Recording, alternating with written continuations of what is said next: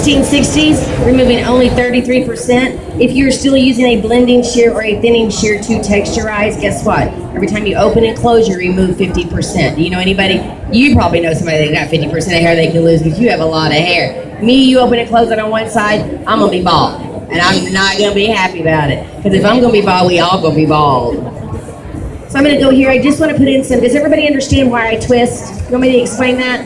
I twist because with very straight, sleek hair, you're not gonna get a lot of movement. And I know she wants some movement because it's something that she doesn't already have. So anytime that I twist, you guys can see where's the shortest piece going to be?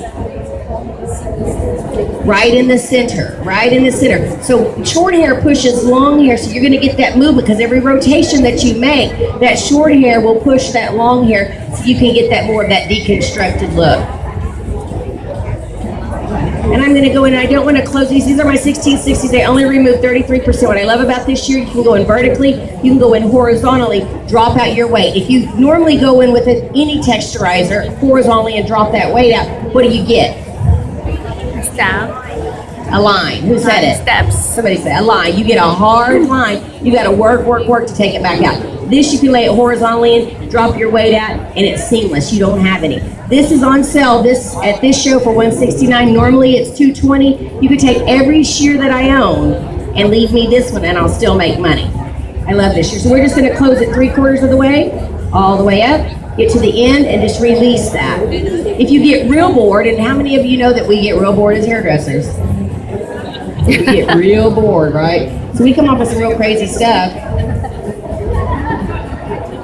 Let's find my M series through this whole mess of a shear. So this is my M series. Now let's go in and we're cutting a toe head, you know, really white. You can see every line. Or dark hair, you can see every cut that you make. So now you're going to put this with this.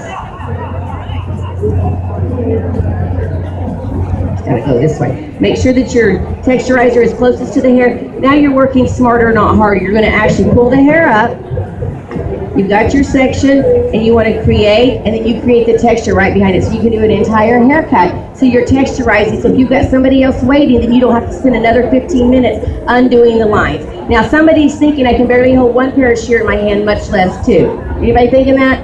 Take them home, break time together, and then you practice your palming, cut position, practice, take the bread tie off, go back to work, now you can charge more money. You know how you get to charge more money? Make it fancy. Doing exactly what you do. Educating yourself, and then what you know is what they pay for. All right, Nick. Take your sections. Again, I'm right back to where I started with my side division line. I make my back section so much smaller, okay? And it's not too much different than just the wide teeth of the comb.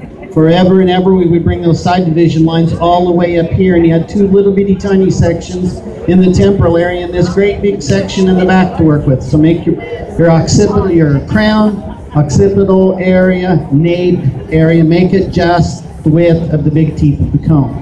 Then go through, after you flat iron the hair, pull out a decent sized section, fan all of that hair out, fill up as much of those big teeth of the comb as you can, and make this gigantic paintbrushes, okay? And go in and boom, boom, boom. I'm using our longest 6.5 inch shear, using every bit of the blade, go all the way in. I'm not taking those layers any shorter, but I'm just softening that up. Anything you want to do across the bottom, do there. Grab your next one, take it up. Just be true to this all the way through the whole hair. This is kind of the artistic part of the haircut versus the technical part of cutting it. This is the artistic side of going in and blending. Same thing, just follow it all the way down. Fan that hair out, using all of the big teeth, almost about half of the small teeth. And you can see what you need to do. Some hair you need to do a little bit more of, some hair you can kind of stay away from, and that's probably enough all the way down. Movement. Now you guys see I just laid that in horizontally and it didn't leave any lines in that. This is my most favorite shear. Love this shear. Now, I've got all my design lines in. The cut may not necessarily be done, but I want to leave what I've got. I want to go in, blow dry her out, and then I'll go in and personalize. Personalization, I can teach you everything technical about this haircut. All the